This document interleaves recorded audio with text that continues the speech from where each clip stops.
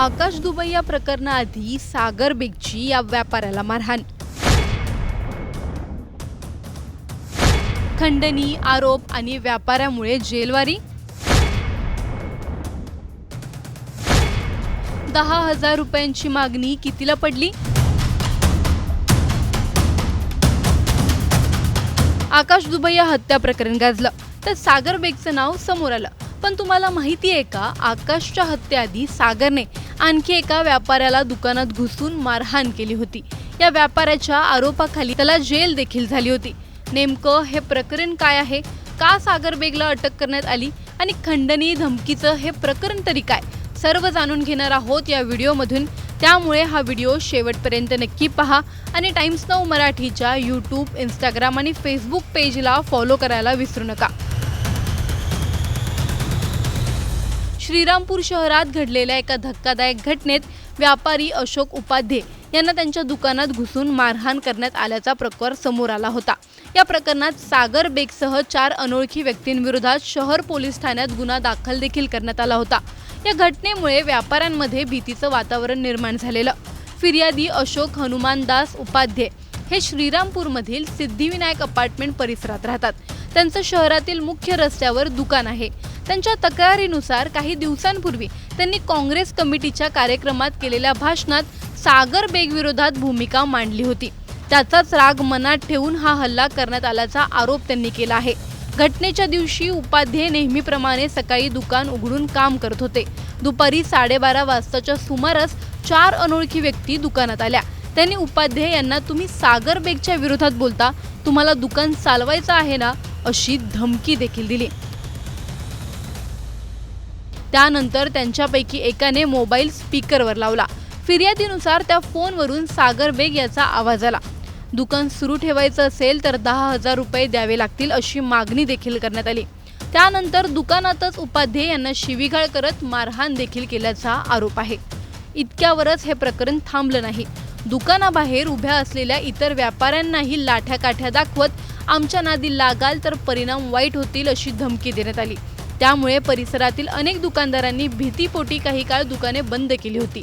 मारहाण आणि धमकी दिल्यानंतर संबंधित 4ही व्यक्ती दुचाकीवरून घटनास्थळावरून पसार झाल्या।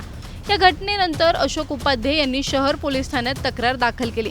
त्यांच्या फिर्यादीच्या आधारे सागर बेग आणि 4 अनोळखी व्यक्तींविरोधात खंडणीची मागणी, मारहाण, जीवे मारण्याची धमकी आणि इतर संबंधित कलमांनुसार गुन्हा दाखल करण्यात आला।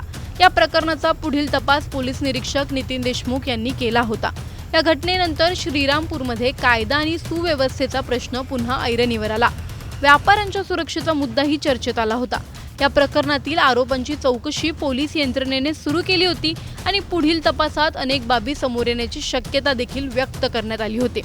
दुकानात घुसून मारहाण झाली, 10,000 रुपयांच्या कथित खंडणीची मागणी केली गेली, व्यापाऱ्याला धमक्या दिल्या गेल्या आणि त्यानंतर अटक। जर हे आरोप त्यावेळी समोर आले होते तर प्रश्न असा पडतो की अशा घटनांनंतरही सागर बेगचं नेटवर्क इतकं मजबूत कसं राहिलं?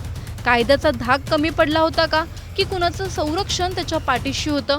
आणि सर्वात मोठा प्रश्न, आकाश दुबई या हत्या प्रकरण घडण्यापूर्वी जर अशा तक्रारींवर अधिक कठोर कारवाई झाली असती तर पुढील घटना टाळता आल्या असत्या का? या प्रश्नांची उत्तरं तपास आणि न्यायालयीन प्रक्रियेतूनच स्पष्ट होतील। तुम्हाला या प्रकरणाबद्दल नेमकं काय वाटतं, आम्हाला कमेंटमध्ये नक्की कळवा। व्हिडिओ लाईक व शेअर करायला विसरू नका। तसंच अशा नवनवीन अपडेट्ससाठी आणि माहितीपूर्ण व्हिडिओजसाठी टाइम्स नाऊ मराठीला नक्की फॉलो करा।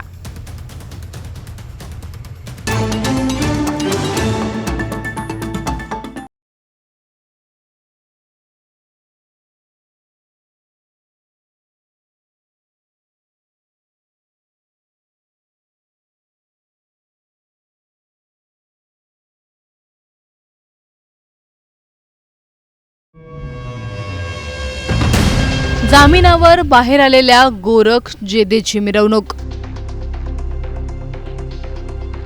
मध्यरात्री पोलिसांच्या गाडीवर गोळीबार।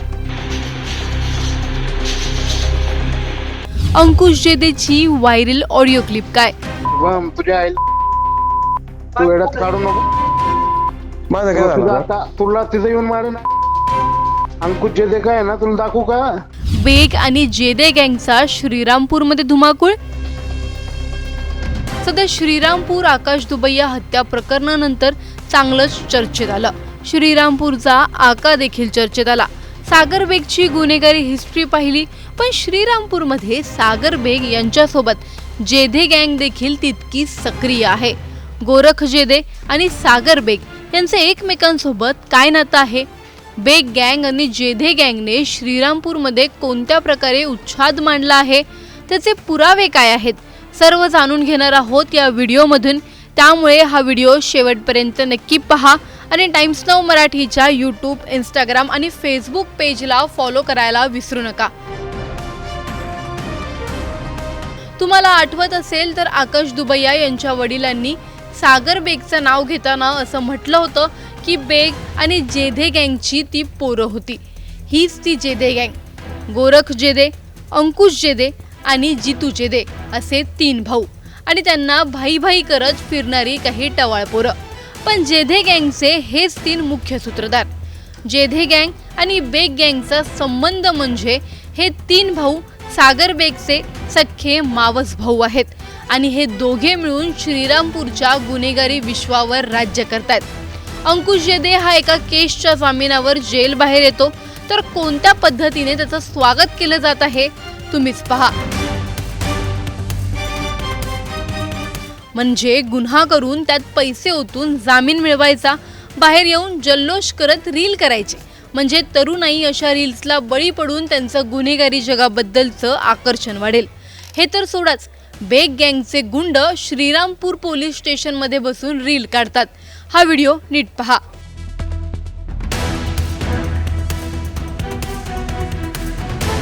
या गुंडांनी सामान्य लोकांसोबतच पोलिसांवर देखील गोळ्या चालवताना विचार केला नाही. हा CCTV नीट पहा. पोलिसांची गाडी आली. पोलीस गाडीतून उतरताच बेग गँगच्या गुंडाने पोलिसांवर फायरिंग केली. श्रीरामपूर लोकमान्य टिळक वाचनालयाच्या मागील हा प्रसंग आहे.